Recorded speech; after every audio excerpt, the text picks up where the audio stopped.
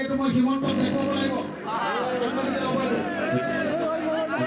মোবাইলটো অন কৰি দিয়া, মোবাইলটো অন কৰি দিয়া। ভাইটি মোবাইলটো অন কৰি দিয়া। হৈ যাব। আপোনালোকৰ কি কৰি আছো? জয়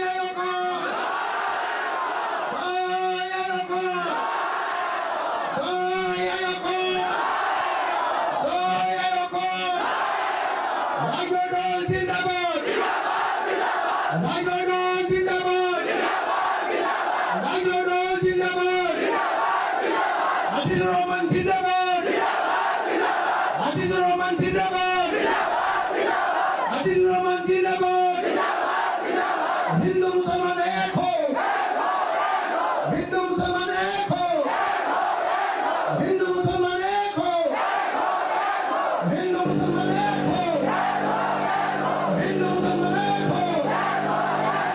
ইনকিলাব, ইনকিলাব, ইনকিলাব। বিজেপি মুর্দাবাদ। হিন্দু মুসলমান ঐক্যবদ্ধ আমরা জিন্দাবাদ। ইনকিলাব, ইনকিলাব। হিন্দু মুসলমান এক হো, হিন্দু মুসলমান এক হো। আপোনালোকে সদায় হিন্দু মুছলমানৰ কাজিয়া কৰি থকাটো বিচাৰে নে হিন্দু মুছলমানৰ কাজিয়া নাইকিয়া কৰি অসমীয়া মানুহবোৰ চব একেলগে থকাটো বিচাৰে? মই আকৌ সুধিছো, আমি হিন্দু মুছলমানৰ কাজিয়া কৰি থাকিম নে আমি অসমীয়া হিচাপে একেলগে আগবাঢ়ি যাম? কোনটো লাগে? আমি অসমীয়া হিচাপে একেলগে আগবাঢ়ি যাব লাগে নে নাই? যদি লাগে আহক আমি সকলোৱে মিলি এবাৰ মাত্ৰ আমি অসম মাতৃৰ জয় আই অসম, অসম মাতৃৰ জয় ধ্বনি দিওঁ।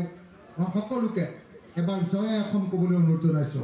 জয় আই অসম, জয় আই অসম। অকমান থিয় হৈ দিব নেকি?